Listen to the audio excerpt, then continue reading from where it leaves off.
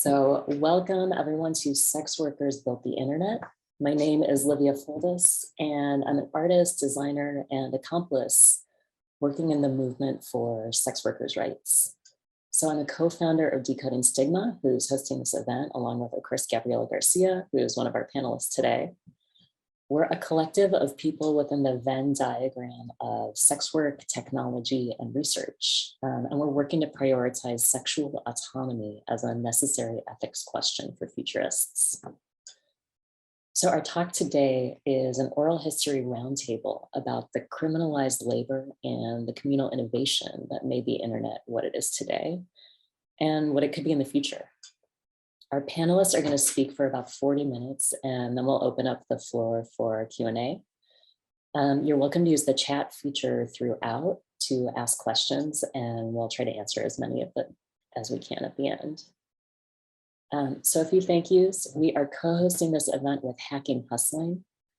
We're a collective of sex workers, survivors, and accomplices working at the intersection of tech and social justice to interrupt violence facilitated by technology. And I'm so inspired by their work and really honored to be in community with them today. I'm also so appreciative of the Sex Tech Lab at the New School's School for Public Engagement and its leader, Dr. Pantea Farvid, for supporting and sponsoring this event, which was funded by the Dean's Conference Fund. And special thanks also to Danielle Blunt of Hacking Hustling, Sherry Cohn, the New School's Director of Communications, my wonderful co-organizer, Sarah Epstein, and McKnight, our Zoom moderator. Many of us are Zooming from North America, where we're living on stolen land that is still and always Indigenous land. To learn more about the land you're living on, you can look to the resources provided by the Native Governance Center, which are available at nativegov.org. Okay, so now without further ado, I'm so excited to introduce today's speakers. I'm going to start with Sinnamon Love, who is a 29-year veteran sex worker, community organizer, and Black feminist pornographer living with an acquired brain injury in NYC. Love is a fierce advocate for Black Lives Matter, trans rights, sex workers' rights, and full decriminalization of sex work and cannabis. Sinnamon identifies as a kinky, bisexual, polyamorous grown-up and lifestyle switch. Prior to COVID-19, she worked as a full-service sex worker and professional dominatrix. She's a vibe curator, yogi, hip-hop and house head, orgasmic meditation practitioner, cannabis enthusiast, so happy 420 to all who celebrate, recovering serial monogamist, hashtag naturally gray, and happily hashtag single in Brooklyn. Tina Horn is the creator and writer of the sci-fi sex rebel comic book series SFSX, or Safe Sex. She also hosts and produces the long-running kink podcast, Why Are People Into That? And was the host and co-writer of the Wondery podcast series Operator, which I truly cannot recommend highly enough. Her reporting on sexual subcultures and politics has appeared in Rolling Stone, Playboy, Hazlitt, Glamour, Jezebel, and elsewhere. She's the author of 2 nonfiction books and has contributed to numerous anthologies, including the queer horror collection Theater of Terror, and We Too, essays on sex work and survival, which she also co-edited. Tina has lectured on sex worker politics and queer BDSM identities at universities and community centers all over North America, and works as an on-set consultant for theater, film, and television, including the dominatrix scenes of the amazing show Pose. She's a Lambda Literary Fellow, an AVN nominee, the recipient of 2 Feminist Porn Awards, and holds an MFA in Creative Nonfiction Writing from Sarah Lawrence. Finally, last but very much not least, we have Gabriella Garcia, my amazing co-founder of Decoding Stigma, a cross-institutional working group that calls for the inclusion of sex worker voices in all spaces that purport to be designing the future. She recently completed a postdoctoral fellowship at NYU's Interactive Telecommunication Program, where her research focused on the co-history of commercial sex and media technology. She also sits on the Community Advisory Board for Urban Justice Center's Surveillance Technology Oversight Project. So thank you, speakers, so much for being here today. And we're here building on your truly essential work at Train's Texts and Tits, Sex Work, Technology, and Movement, which was a series of classes organized by Hacking Hustling. And we're going to drop a link in the chat to that for anyone who wants to check out the recordings. So in those classes, which went much further back than the internet days that we're going to talk about today, you all really dug into the ways that sex workers have made the internet what it is today. So that was by making it desirable. So enticing people to overcome the hurdles of expensive hardware and clunky software to enter into these new spaces. By making it accessible, so driving demand for faster connection speeds, better webcams and displays, and more democratic and widespread access. And by making it profitable through technical and social innovations, like inventing pop-up ads and accepting payments online. And all of that is incredibly important and something that mainstream internet histories that emphasize a few great men completely leave out of the story. But another thing that I really learned from you all, and a point that I think is so revolutionary for how we talk and think about the internet's history and its future, is that over and over again, from the very beginning, we see that sex workers who by necessity are early adopters are there at the forefront innovating in these new spaces. But at the same time, they're also being forced to deal with new forms of surveillance, of censorship, criminalization, loss of privacy before everyone else, and with the harshest possible consequences. So this event and the bigger research project that it's part of is really an invitation to all of our attendees here, to everyone who designs and builds network technologies, or who studies or teaches about technology, to really listen and learn from the people and the communities who are just intimately familiar with the internet and with its potentials and its perils. Because sex workers are doing and have been doing transformational work to make these spaces for their communities safer. And by extension, that means safer for everyone. So we're here today to kind of model what it looks like in this institutional space that we have through the new school, to center, to celebrate, and lastly, very importantly, to compensate people for sharing their knowledge and their resilience and their creativity around this. So enough from me. I'm going to jump into the slides, and the way it's going to work today is that our speakers are going to respond to some of this image research that I've been pulling up based on all of the broader conversations in this space.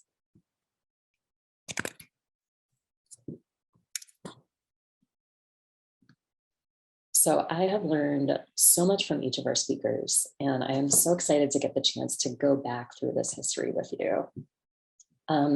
Like I said, I'm going to show some of the archival image research that I've been doing for this project, but as we all know, the images alone are not going to give us the full story, and I'm going to turn it over to you to talk back to this research. So I want to start with these two slides showing images from the early 90s, which were truly the earliest days of the internet. And this is an ad for a BBS, or bulletin board system. So what were these, and what role did porn play in their development and popularity? And if it's okay, Sinnamon, I'd love to start with you. Were sex workers involved and profiting in these earliest days? And also, how were models dealing with the photographs being shared across these new networks? So I'd love to hear about those questions and anything else that you'd like to bring to the conversation. Yeah, thank you for, these images are so wild to me, because the thing that's the most, so you have to forgive me, I haven't taken my meds yet this morning, so I'm still packing for my trip. But the thing that is so wild to me about these images is that it is, the images on the right look so much like the early newspaper ads that sex workers would run for in-person sex work out of the back of newspapers. And so like, if you go back and you look at like the Village Voice or the back pages of the New Yorker or the back page, or the newspapers that you would buy out of these little red newspaper stands on the corners. This is what the ads looked like, right? Because pre-internet, that's the only tool we had to use, right? So what was happening, when people did start to share these images online, for people like me, we weren't even aware of I was not aware of these bulletin boards in the earlier years. They, so I can't really speak to how other people were aware of them, but I personally was not aware of these kinds of bulletin boards. But they're definitely later on we would see forums that would pop up, and these BBS boards are definitely the precursor to forums where people were stealing content and dropping them online. So if you think of the lineage of being the BBS board, and then the Yahoo groups, and then website forums, and then tube sites, like that's basically the lineage of how we now have platforms like a Pornhub. So I hopefully somebody else can speak a little bit more to the actual their experience with it.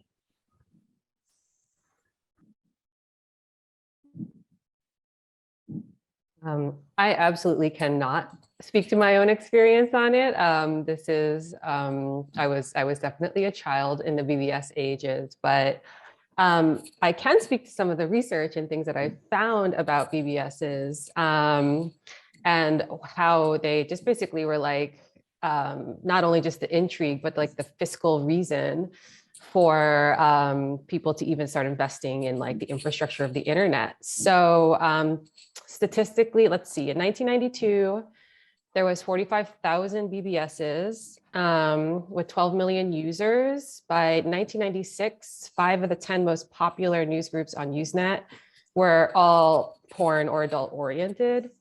I think something that's really interesting about this time is that Penthouse magazine actually started sending subscribers modems, 2400 baud modems, so they could access the Penthouse BBSs and Usenet sites, which just like, it's like, you don't get clearer than that, like literally a porn magazine trying to get their physical magazine readers onto the internet for the first time.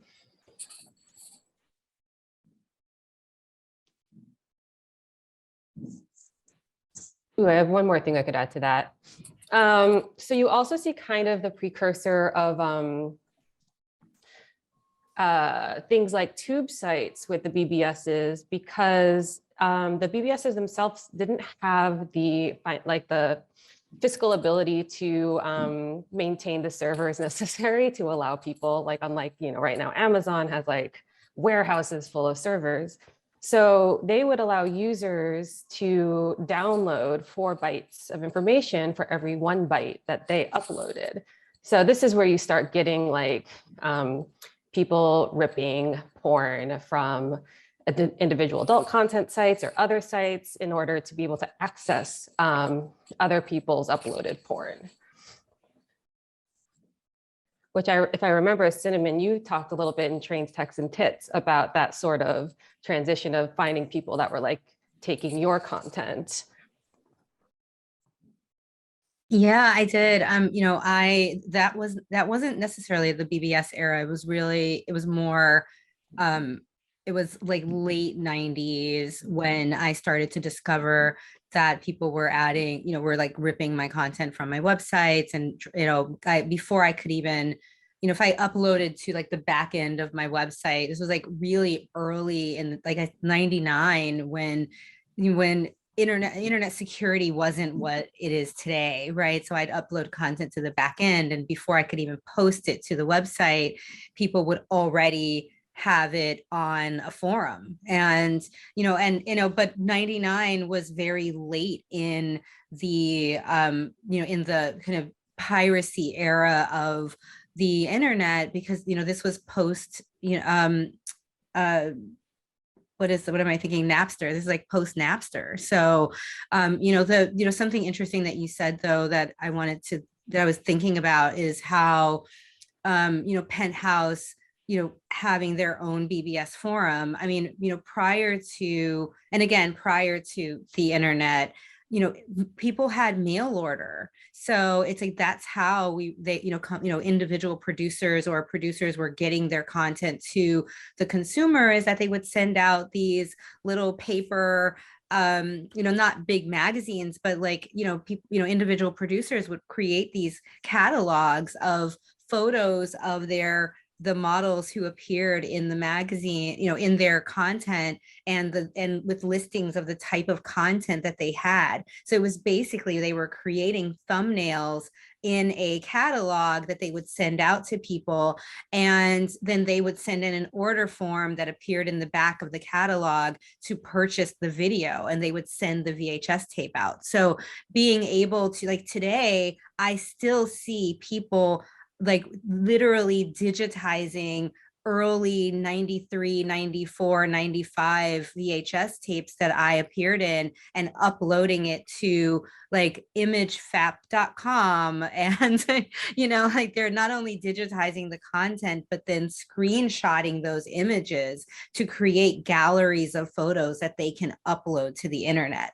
And so, which takes a lot of commitment. Like, if you think about it, like, how much commitment do you have to take your VHS closet of porn and like upload it to the internet for other people to see? And so, but this is kind of what we're talking about. Like, when you talk about people having to upload a gig of content in order to receive 4 gigs of content, I mean, this is basically what they were doing, because we didn't have the technology back then to make it as easy as it is now. Like, I can't imagine what people were doing I would be willing to bet that when I see some of these early 93, 94, 95 videos that I appeared in, that they probably first appeared on someone's BBS server.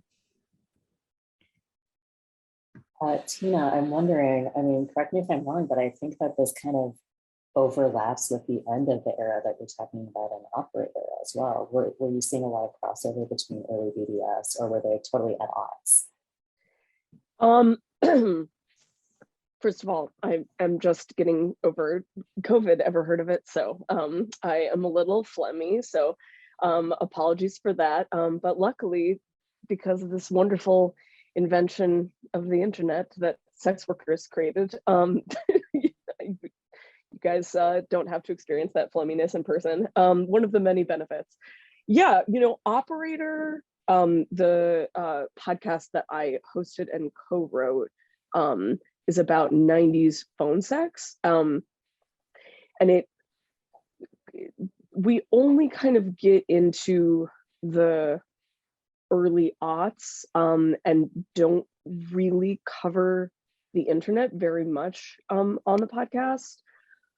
But I mean, something that really strikes me about these images is something that was really important for me to include in Operator, and I will like talk about this very briefly, which is myself as a sex worker, and also being like a lifelong fan of porn, and like, or like a lifelong like fan of the industry, and like from a young age being like drawn to like images and stories, both like from the industry and about the industry. And it's fascinating to look at these images also and think about, they remind me of how a lot of early cinema is basically staged like a play, in the sense that you can see how there's like a transition from like one medium you can see the human imagination, both the producers and consumers, trying to wrap their mind around the possibilities that the technology creates. And something else that like looking at these images, it reminds me of like being young and seeing either like in the backs of the like weekly newspapers that Sinnamon was talking about, or even in the early days of the internet, just being so drawn to all of this, like all of this juiciness. I know that the topic of young people being exposed to sexual imagery is like always going to be a controversial part of all of these conversations, and is oftentimes, in my opinion, a distraction from adults trying to talk about their human rights and their labor rights. But I think that it is also interesting to think about, like there's not just like one category of person that performs adult entertainment and another category of person that consumes it. Like sometimes there's overlap and sometimes we're the same. Anyway, I could go on, but we're only on the first slide. So I was going to say something that I think is really important to note about this first slide too, is that the image in the upper right-hand corner mentions the latest and most exciting online games. And so like the idea of, adult content and gaming as, at the very forefront of the internet was always a thing. And then also to think about these, like, this CompuBase BBS and as well as the Foot BBS, both of them mention chat rooms, which, prior to the internet, we had, phone lines where, you had party lines where you could call in and you could chat with people. And I think it's really interesting that we've come back around to that with Clubhouse and the Moan app, where, I definitely ran up $1,000 phone bills on 900 numbers and 976 numbers, talking to groups of people when I was in my early years. But this idea of the chat room being a place, having these BBS servers being the place where you could not only see images but you could also chat with people, and you could also have like email access, which today would be, if you think about Facebook in the way that you can post images and video, and you also have a DM feature, which is basically a short form email, as well as these individual chat rooms, which might be your groups, your Facebook groups. It's the same thing that was happening back then. And I also think it's really important to note that foot fetish has always been like the highest like downloaded content of adult content on the internet. If you go on any website, if you go on a Pornhub or you go on any other tube site, you're going to find, or I Want Clips or whatever, you're going to find that foot fetish is the #1 downloaded adult content of all time. So to see this foot image is really comical, because it's like, even back then the foot fetishists made themselves known from the very, very beginning. So.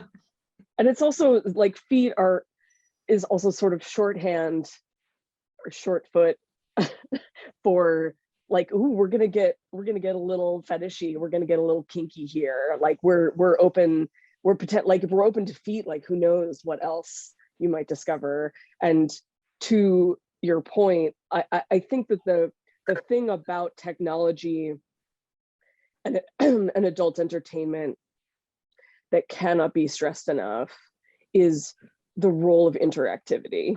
Because like, if you, going back to what I was saying about like watching a movie that is sort of staged like a play, sort of thinking about it in terms of dimensions. If you think of like theater as one dimension, and then cinema as like bringing like another dimension to it in terms of like angles and how far it can go and like what it can portray. And then you think about the other dimension of being able to like interact with the story. And something that, not to get ahead of ourselves, but something that is really important to me personally and really important to my work is also the question of like, what is the, to put it simply, like what is the expectation of emotional labor on sex workers to be present for that interactivity, because when you look at these images, they invoke a time where that interactivity, the potential to call a party line, to call an 800, 900 number, or to enter a forum or like be in a chat room was like almost magical, in the sense that if you think about like someone from hundreds of years ago, like showing up in 2022, that they would think that electricity was magical, right? And nowadays, the expectation and sometimes entitlement for sex workers to be available 24/7 has just changed the dimension of like what we expect from sex workers online, and like also what other economies can pop up so that there are actually like entire teams of people representing one persona on the internet. But we can get into that later. But like at this time, just the idea that that someone could sort of like emerge out of this like mysterious void and like speak back to you was so mind-blowing to people. I think we just can't underestimate that. Yeah, and before we go on to the next slide, I just want to point out that Visa and MasterCard are listed on 2 of these images as ways that people could pay to sign up for these BBS servers or to use their online shopping or their stores. So I know that we'll get into like MasterCard much later in the conversation, but I just wanted to point that out so that we can, when we circle back, you can remember that people were using Visa and MasterCard as far back for porn as far back as the beginning of the internet. Eagle eye, that's so, Yes. so important. Really. Yeah, absolutely. And we, I mean, we can do a part 2. There's no hurry to get through everything. I think let's, take our time. So I'll show a few more things to move us forward a little bit. But again, by all means, this is opposed to, talk about what comes up. So jumping ahead to 1995, a few porn stars have started making their way online. For reference to everybody, Google isn't even founded until 1998. So this is still extremely early. So here we have Danny Ash with Danny's Hard Drive, which I was amazed to learn was the most popular website on the entire internet for the first 2 years of its existence. We also have Asia Carrera's homepage here, which came, I think, just a little bit later. And then jumping forward a little bit more. I want to make a quick comment too here. So, which first of all, I love Asia Carrera. She is a Mensa member and is the most brilliant person I've ever met in my life.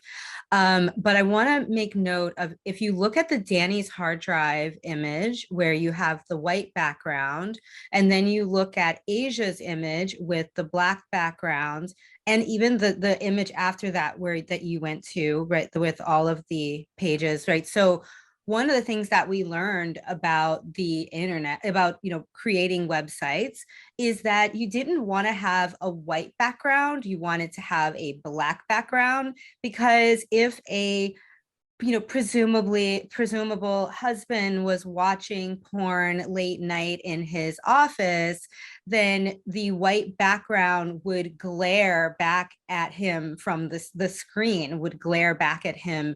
So you wanted a dark background, a black background. So if the wife walked into the office or walked past the bedroom and the office in the middle of the night, she wouldn't be able to see this glare from the screen of the white background. So there was a switch between creating these very clean looking, websites to creating these darker, creating this black background on the website so that people could actually, could kind of mask what it was that they were looking at.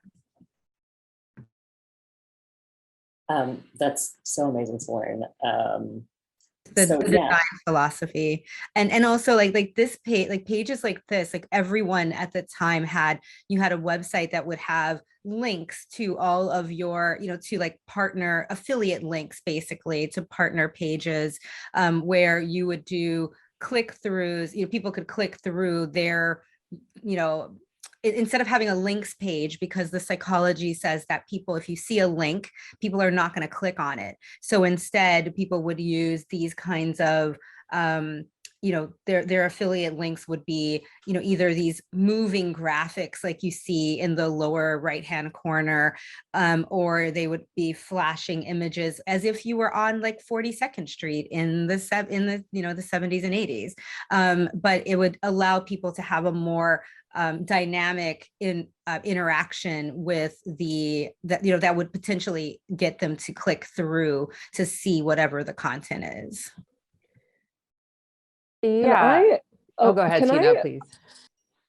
Something that is really striking me looking at the sort of like absorbing the aesthetics of everything that we're looking at is how much in the world of nonfiction, whether it is podcasting or literature or journalism magazines, or like film and television, especially like sort of the biopic, or like based on a true story kind of film and television, is that gatekeepers, producers, creators, execs like seem comfortable or more comfortable telling stories about sex work. First of all, if it's not told by sex workers, but that's like one hobby horse that I could get on. But looking at this, I'm reminded of how much more people are willing to tell stories about the sex industry when there's a little bit of nostalgia removed. And I think that even Sinnamon's story of this like prototypical like husband, the person that we imagine being a consumer of adult entertainment, like when you describe it in these like sort of throwback terms, it seems kind of like quaint to people. It seems kind of like, oh, whereas telling stories about the way that the sex industry right now, I think like brings up like too immediate of a horniness, or makes people feel like their actual like present desire is exposed. And so like if we can like I think it's an issue. I mean, like there's this show now called Minx that is about like women's porn magazines, and I haven't seen it. I think it's the 70s. But or even Sinnamon mentioned Times Square, right, with the Deuce. Like I think that when there's like a little bit of remove, people feel more comfortable, and I think that that's just something that we need to interrogate, because there's plenty of stories, nonfiction and otherwise, that people are willing to tell about like the world right now. But when it comes to sex work, I think that there's something about this like nostalgia that that I think is problematic, because it's dehumanizing. It like puts the like immediate real life circumstances of the people who are making this at like a little bit of like a, like ironically, like a fantasy remove. That's my rant about that. Yeah, and also like I just want to point out too that the visible images of women on all of these icons are all white women. And for those that you can see their face and hair, they're also blondes. So from the very early age of the internet, we were already seeing that, the ideal beauty of, the ideal image of beauty was a white blonde woman who, is, from what we can see, has a very, very Eurocentric standard of, fits into a Eurocentric standard of beauty. Yeah, absolutely. I mean, and I really appreciate you bringing that up, because I think, a big part of this particular project is about, because it's coming out of my work in the design and technology program at Parsons. And it's about saying like, this is one of the institutions where this information is most necessary, most needed. And it's been very difficult to get people to engage with that discomfort that even talking about sex, acknowledging desire brings up. And so to your point, Tina, I think that, to be honest, like, I have found that,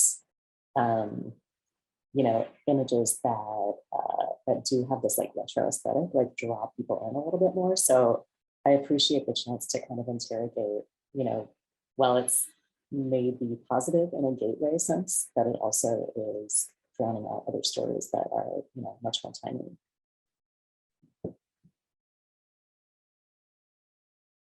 I do have hope that the conversation catches up really quickly. There's a video that I use in a lot of talks that's it's basically a soft core called How to Have Cyber Sex on the Internet. And when I use it in classrooms, it's from 1996. People are just like, this is a satire. Like, this isn't like, this can't be real. This must be a fake video of like someone making fun of the early internet. But it really goes to show that, you know, it's 1996 is 25 years ago, 26, that the speed of nostalgia is, I mean, the distance of time is not equal to the distance of memory. So I think it's really just like putting those things in parallel really shows, I mean, God, now I can go into like very strange meta theories of just how like Moore's law and also like speeds up our experience of like what we think we can do to intrude other people's spaces and intimacies, and how quickly we were able to forget about how recently sex was the reason why people got on the internet to begin with. It kind of brings me back to what Tina was saying about one of the ads in the earlier slides of like, it didn't only advertise what was available, it advertised like the actual technology that it was supporting. So there's a like really interesting thing that occurs where like, you know, sex work is actually enticing people to learn about technology. Like if I looked at that ad and I didn't even have a modem or whatever, I would be like, okay, so how do I get to that magical space? Like, what is this, you know, what is this that I can actually access and how do I get there? I love that you point that out, because actually like the goal with this particular work that I'm talking about is like, it's the opposite. It's using technology to entice people to learn about sex work, actually. So I'm glad we can have it both ways. Well, to talk a little bit more about like the firsthand experiences of workers and communities. And this is something that I know for sure Gabby has written and researched extensively. We start to see a huge amount of innovation around technologies of communal safety as more and more people are getting online and the barriers to entry are really lowering. So this is an early one, and then this is from much later, from the blogging era. I think it says 2006. A board where people can speak to each other about points. So I would love to hear from all of you about any memories that this brings up around what workers are doing to keep themselves and the community safe. Yeah, I'll go first. I definitely used date check early on. I mean, these type before the internet, we were using you know, if you had before the internet, you know, many indoor workers like myself, you know, had their own screening protocol, and screening could be challenging. People have this idea that it's safer to be able to give their private information to an agency or to a verification company as opposed to an individual. And so, you know, platforms like Date Check would, you know, basically the clients could pay a fee to be verified. So they would provide their name and address and, use their credit card to pay for their verification and their type of work that they were doing and, the company that they worked for. And then this verification company, this like nameless, faceless verification company that nobody knew who it was that was running it, would then run a background check on them to verify that they were exactly who they said they were, and presumably were safe to see as a client. And so, sex workers also could pay a fee to be able to access these databases of, verified clients. And so, for myself, I would use these kinds of platforms sometimes, but often found that it was more preferred to screen people myself, because just because someone screens once doesn't mean that they haven't become a raging asshole, right? Or just because someone has even, seen a client before doesn't mean that, since then they've become, an abusive alcoholic, or that that they have other types of issues that they've developed over, time or years. And so these kinds of platforms, on one hand, it provided some sense of, security, like it made it easier to be able to screen people, but at the same time, it wasn't fail proof either. Right. I think this is where you kind of start seeing things, theoretically, what's called interpretive flexibility, where up until these sort of communal websites start occurring, it really does still kind of follow the model of like extractive capitalism of, the person who's the gatekeeper of technology is able to profit, and like they can take the opportunity of new technology. So like the porn producer, or like the webmaster at the time, is able to still extract the labor of sex workers in order to profit, without much changing in sort of labor issues or gender issues.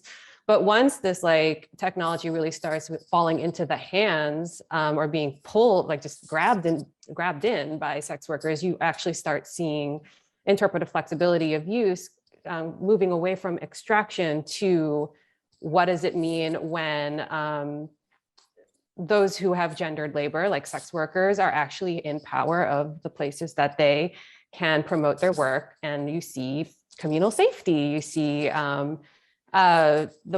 even with click-through links and affiliate links, you see people advertising for each other, and figuring out ways to make sure that there's mutual aid, both in like legal and health instances and safety instances, and most importantly in fiscal realities. So you really do see that kind of like what happens when tech is interpreted by those who have mostly been harmed by it, or just a part of a more extractive history in its usage.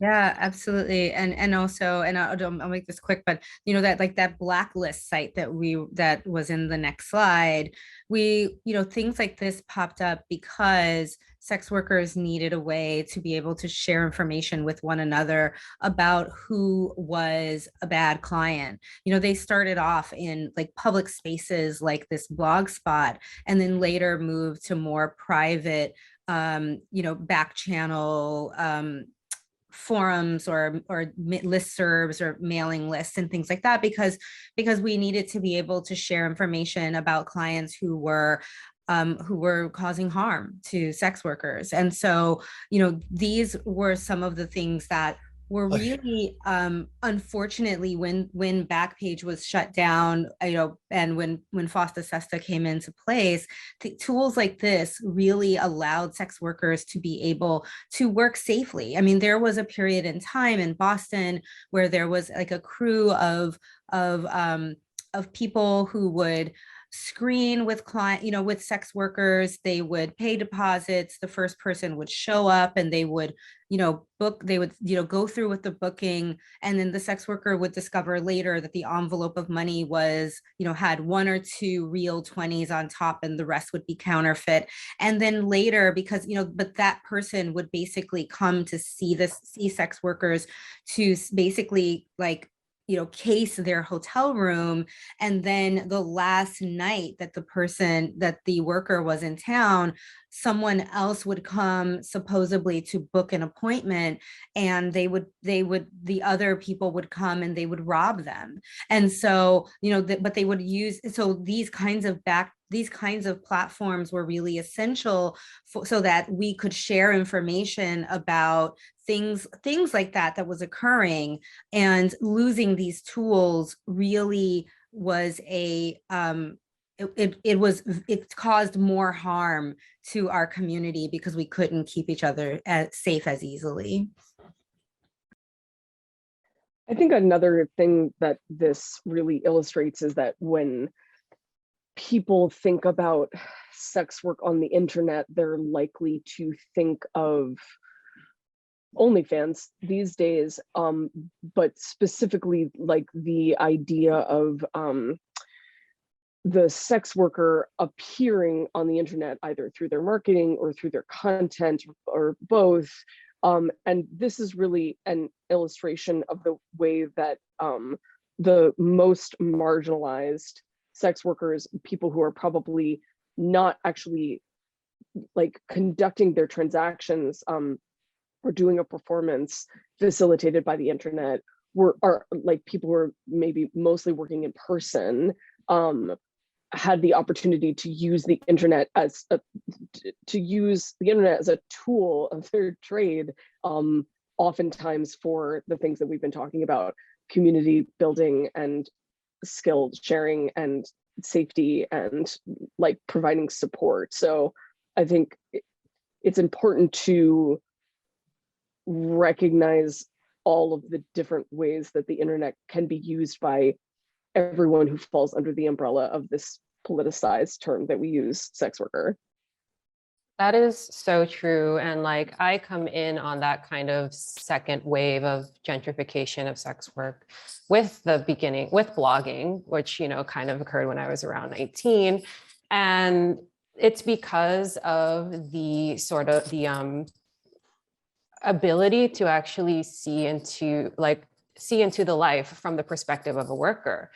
So there was really a demystification and a humanization of an experience that was also educational. And, I was able to see myself in these people that were working. And it, though like things happened very, very privately and in another, like with a whole other identity, where I didn't have any community in real life at that point in time, it was because of these digital personas that it was even felt safe to consider it as a sort of financial way, and also have this kind of interesting safety net and community of people that I literally never, ever have seen in person, and some people who we've never even spoken. And I think this is really where you kind of start seeing the sort of rapid snowballing of the humanization toward where we are, where literally now,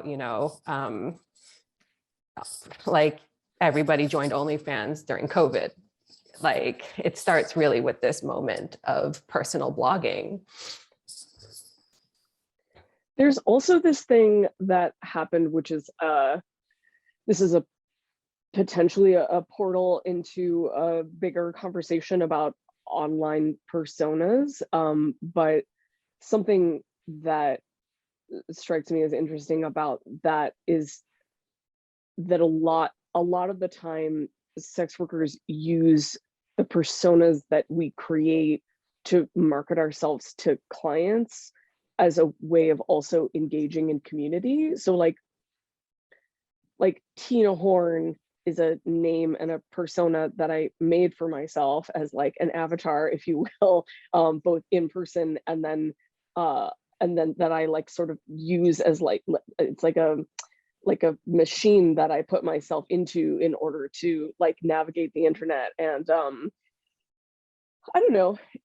I wonder if anybody else has anything to say about like their relationship to the practice of performing that persona online and then seeing the world's relationship to the internet change, in the sense that anyone who uses the internet for the most part has a persona that they create out of like the raw material of their personhood in order to engage with the internet. And like, how are we now seeing the way that we engage IRL reflected back from how we are used to navigating the like public space is increasingly digital, both for the reasons of the past 2 years that have to do with like a genuine like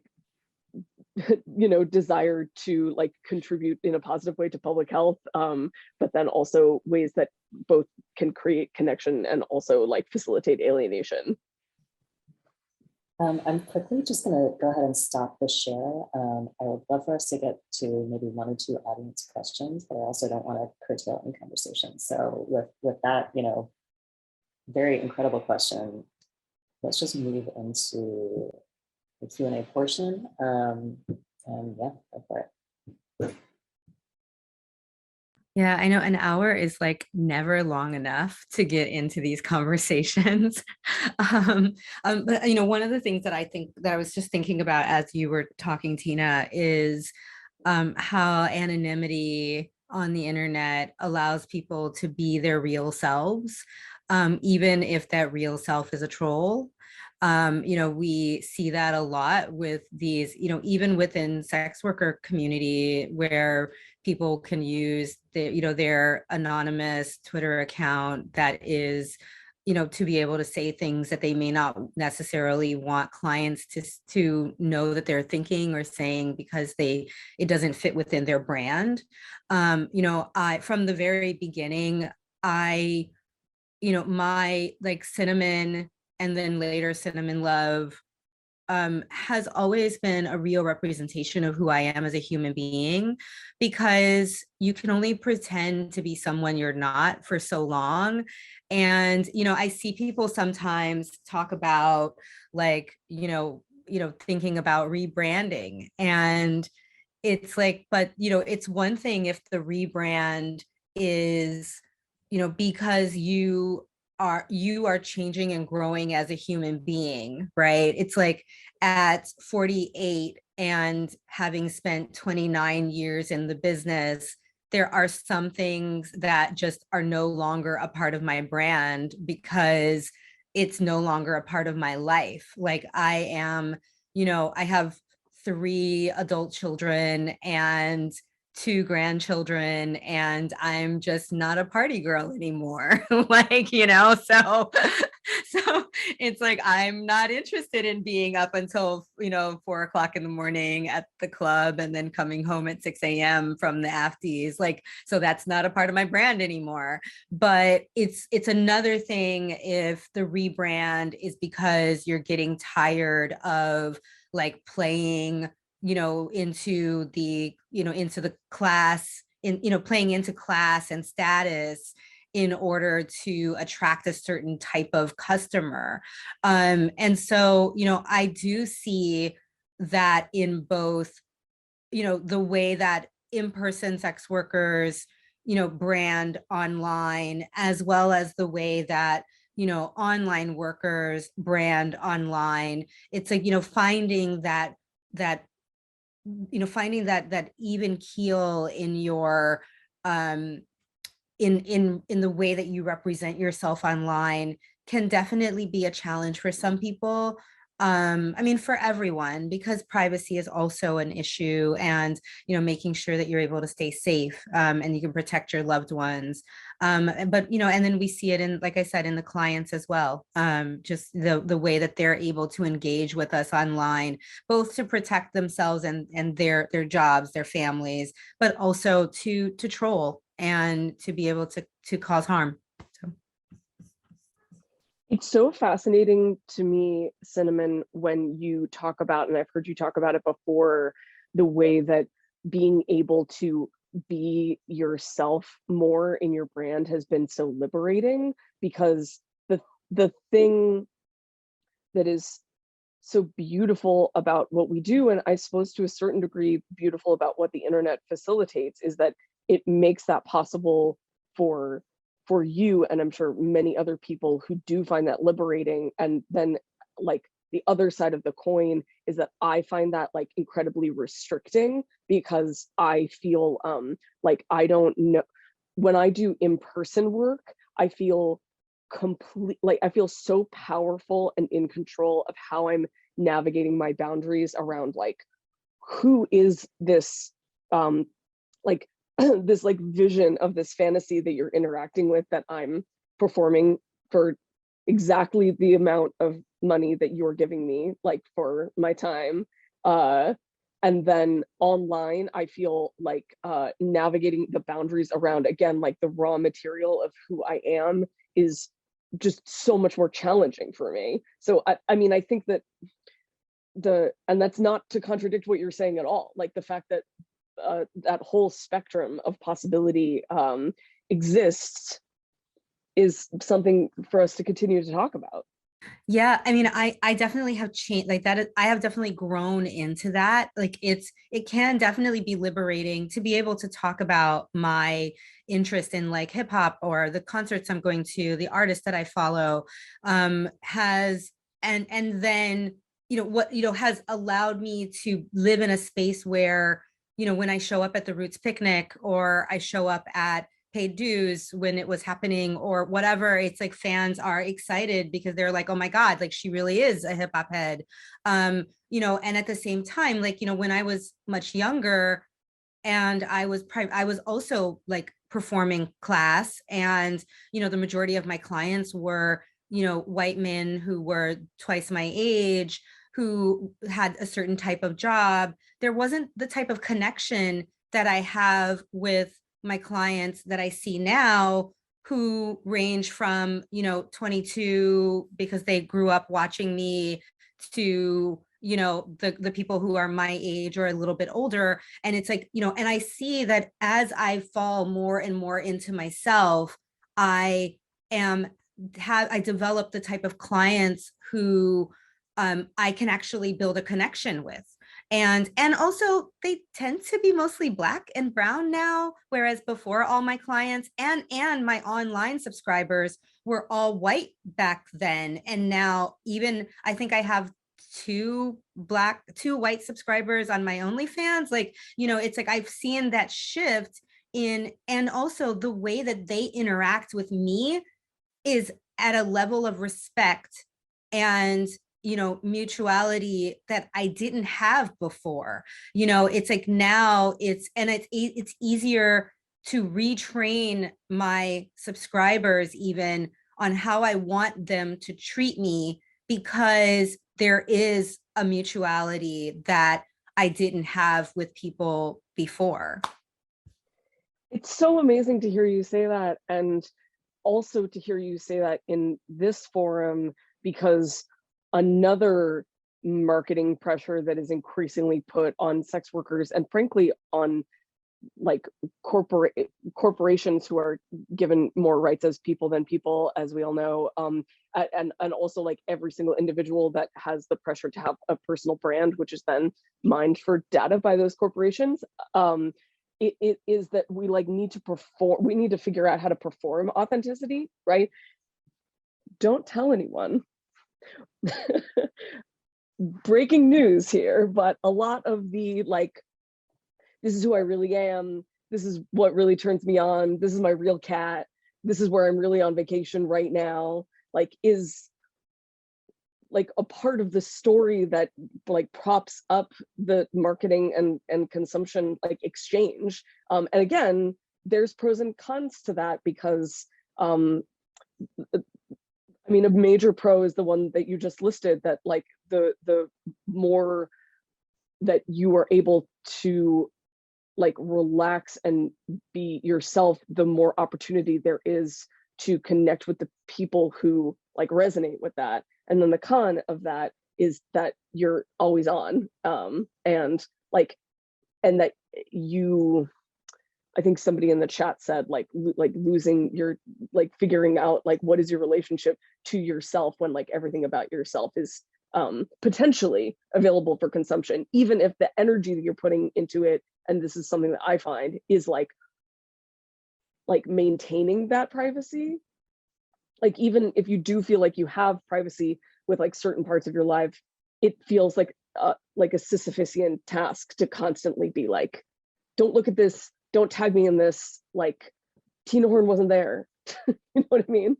Yeah, no, I agree. You know, there's a slide that we didn't get to where Christian Triple X was, you know, he for a year he blogged every single day, and he actually inspired me to blog every day for a year on MySpace, and which is where I really started to curate my brand in talking about not just my work, but also the things I was doing for pleasure, like concerts and, you know, my personal sex life and things like that. And I agree with you, Tina, like it is hard to, you know, there's a point when I'm like, oh, I should probably take a picture to post. And I'm like, oh, I'm too into the moment to want to have to do that all the time.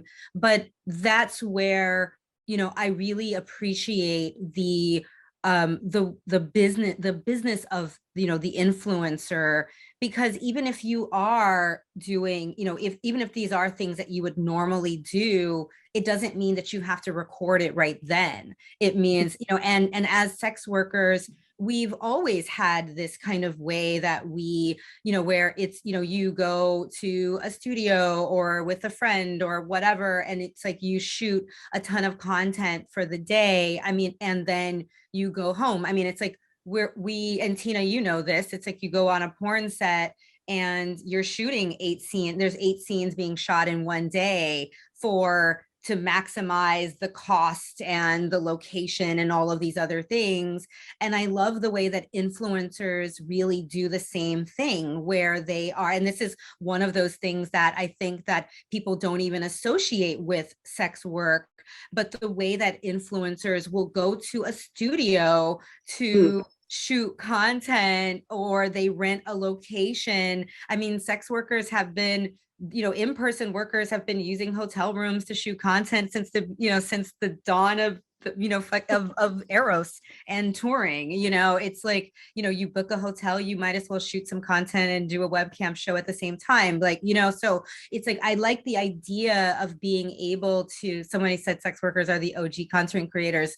Totally. But to be able to do that, and it's like I'm starting to rethink the way that I work my brand as a creator. And it's like, what things do I do in my day-to-day life, especially as we start to see, it's like, Instagram hounding me to monetize my account because of my follower count, but I can't post anything that's sex related, and I can't do any brand advertising for sex related products. So it's like, how do I monetize my account? And the way that I would have to monetize my account is to use my real life stuff that I'm actually into, and fall into this idea of the influencer and create and craft this kind of content at times when I have time to do it, when I'm not actively engaged with my friends and family, right? It's like, you know, I have no problem with,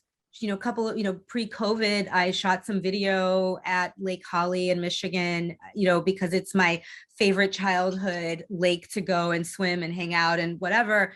And then, you know, it's like, yeah, I should probably shoot some video because this is a part of who I am, right? You know, it's like, or, you know, I'm going to shoot video of, you know, creating, you know, redoing my childhood bedroom and turning it into an office for my mom. But, you know, it's like, will I post it while I'm sitting there on my neighborhood block? No, I'm going to post it later. Right. So for my privacy, but it is a delicate balance between, you know, living the life that we want to live. You know, it's like, you know, it's, you know, like everybody, it's like chasing the elusive work-life balance. Right. And it's like, but there, you know, it's finding that balance and finding a way to, monetize and be true to self while still being able to enjoy, real life shit. Yeah, and I agree. it pains me to do this. I'm so sorry. This is a phenomenal conversation. And I see Blunt, thank you so much for pasting in the chat. Another plug for Trains, Texts, and Tits, because you can see these amazing people speaking at much more length about similar topics. I just want, if anyone who has to go, of course, please drop off. I'd like to just give each of our speakers one very quick last chance to plug anything that they're working on. Let us know how we can support you, how we can follow you, how we can check out your projects. And thank you so much for being here.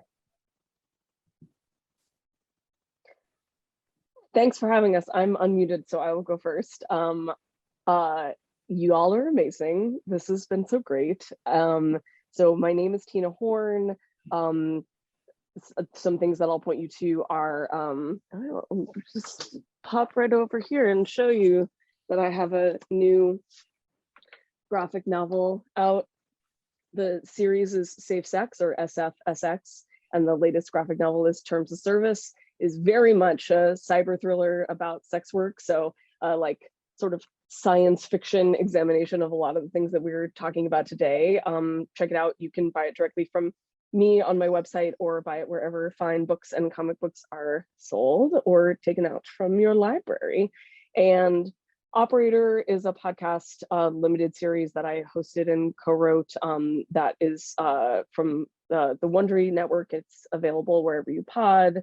My podcast is called Why Are People Into That? And it's an exploration of sexuality and fetishes. It's very sex work forward and slut forward and kinky forward. So I think y'all will like that. And I don't know, I do a bunch of other stuff, and you can find out more on tinahorn.net or by following me on Twitter and Instagram. Is it me? How much of it is me?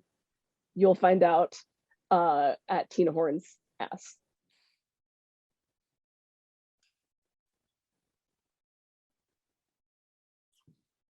Gabriella, can I call on you next? Yeah, sure. So I'm Gabriella. You can follow me. I'm sorry, I'm having a lozenge because I too am very phlegmy today.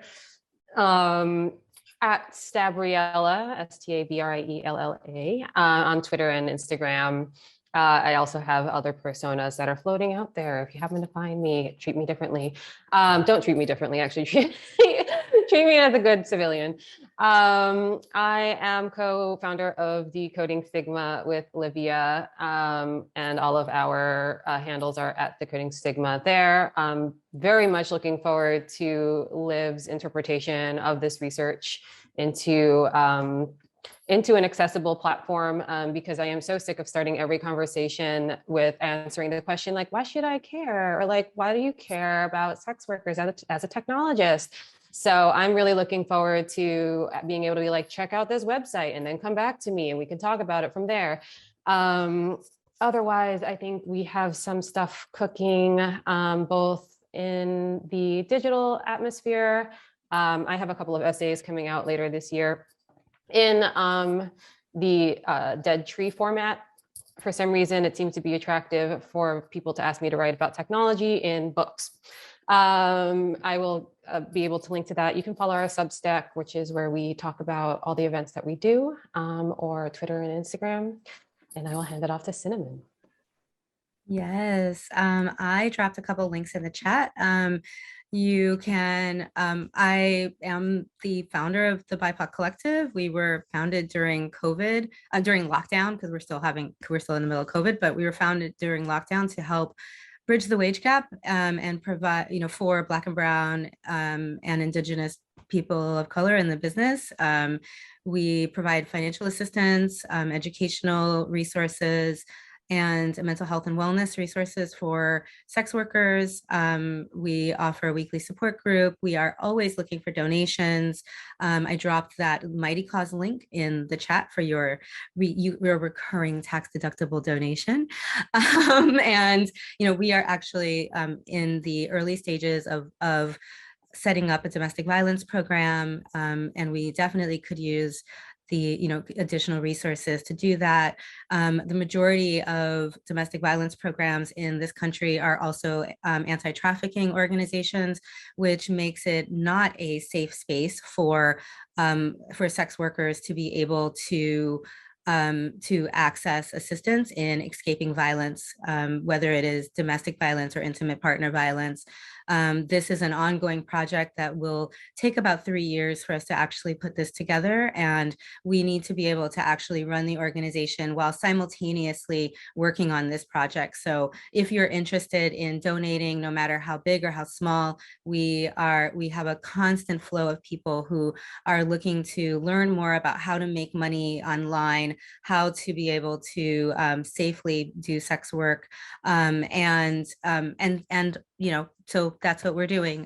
This month we are launching our May 1st, we're launching our a therapy program where we're going to be providing one-to-one therapy, thanks to the Sex Worker Giving Circle at Third Wave Fund. So we are offering the first, we have 10 people that we've already selected to be able to offer, 10 weeks of one-to-one therapy. So we're super, super, super excited about that.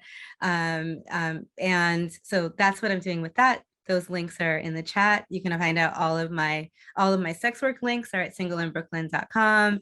And on, I think, May 1st, I'm going to be speaking at the Sex Work Survival Guide Summit, which is a career summit where you can listen to a ton of different people talk about sex work and all the things that you need to stay safe. Super excited to do that. I forgot to drop that in the chat, so we'll drop it in there shortly. And lastly, I will be at MoCA LA on International Whores Day with Tina Horn on June 2nd. And we are going to be talking about visibility. So that link is also in the chat, I think. Yeah, I think so. So be sure. If it's not, I'll drop it in there now. But that's it for me. Thank you. Okay, thank you. So we will. And I did want to, one more thing. I did want to say that it is, as a Black feminist pornographer, it is an absolute pleasure to be able to be at the New School and follow in the footsteps of Bell Hooks and so many other amazing Black feminist leaders.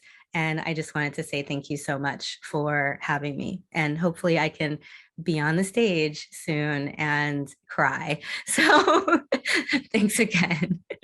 Oh my gosh, yeah, thank you all so much. So we will save the chat and we will share out to all of our attendees the video, which we'll be posting online, and we'll include all of those links with it too, in case anyone didn't get a chance to transcribe them. All right, I'm sadly going to have to wrap it up, but we're hearing everyone loud and clear that there's a lot more space to keep this conversation going. All right, thank you so much, everyone. Goodbye. Thank you. Bye.